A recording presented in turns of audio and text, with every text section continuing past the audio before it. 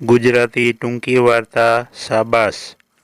આપણા અમદાવાદમાં જેવું ઝૂ છે તેવું જ ઝૂ ઉત્તર પ્રદેશના કાનપુર શહેરમાં પણ છે।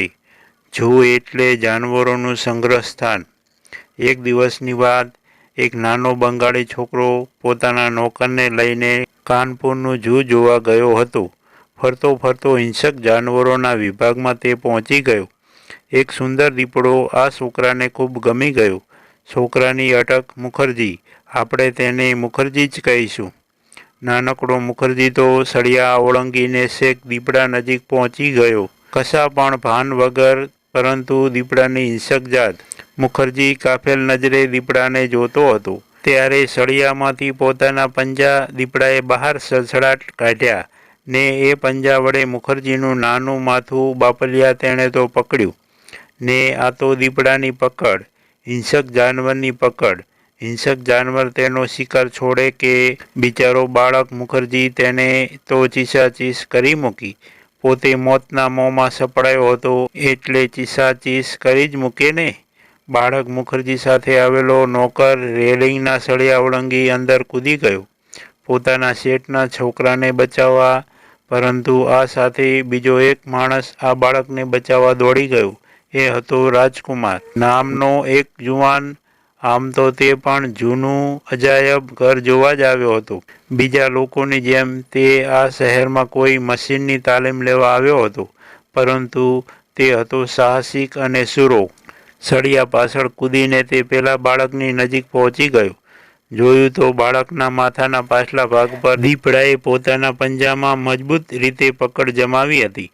બીજી બાજુ બાળકના નોકરે પોતાના માલિકના છોકરાને દીપડાના પંજામાંથી છોડાવવા બરાબર ખેંચવા માંડ્યો હતો। એટલે પછી રાજકુમારે શું કર્યું? પડખે પડેલો લોખંડનો સળિયો તેને હાથ આવી ગયો। તે સળિયા વડે દીપડાના એક પંજા પર ઘા કરવા લાગ્યો ને દીપડાનો બીજો પંજો તે પોતાના બીજા હાથ વડે આંબળવા લાગ્યો। આમ કરવાથી દીપડાની પકડ સહેજ ઢીલી પડી। હવે દીપડાના પંજાની પકડમાં છોકરાના વાળ જ બાકી હતા। હવે દીપડો કેમેય છોકરાના વાળ છોડતો ન હતો, એટલે રાજકુમારે એક તરકીબ કરી।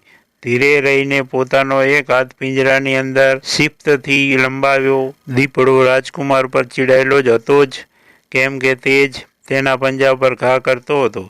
એટલે છોકરાના વાળ છોડી દીપડો રાજકુમારના લંબાયેલા હાથને પોતાના પંજા વડે પકડવા ગયો, પરંતુ રાજકુમાર ચાલાક અને ચપળ હતો।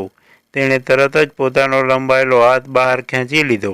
આમ દીપડો ચાટ પડ્યો। પેલા છોકરાના વાળ છૂટી ગયા અને રાજકુમાર પણ હાથમાં ન આવ્યો। કહે છે, દીપડાના હાથની મુઠભેડમાં રાજકુમારને સારું એવું વાગ્યું હતું, છતાં એ હિંમતબાજ જુવાને પરવા કરી ન હતી। જોનારાઓએ જુવાન રાજકુમારની સાહસિકતા ને સમય સૂચકતાને શાબાશી આપી। ખરે એ દિવસે બાળક મુખર્જીને રાજકુમારે પોતાના મોંમાંથી છોડાવ્યો હતો। રાજકુમાર જેવા વિરલા માણસો પણ હોય છે, શાબાશ છે રાજકુમારને। મિત્રો, દરરોજ નવી વાર્તા સાંભળવા માટે સબસ્ક્રાઈબ કરો, શેર કરો। ધન્યવાદ।